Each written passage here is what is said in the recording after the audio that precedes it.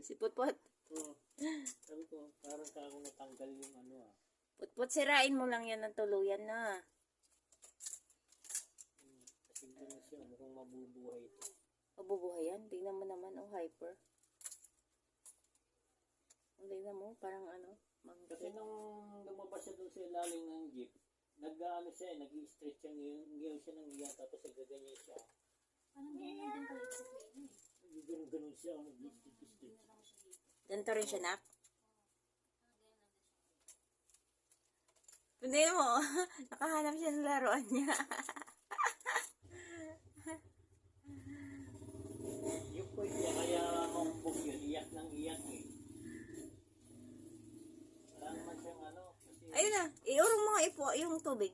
kompleto yung binigay ko sa kanyang ano eh, purga eh. After 1 month, titirahin.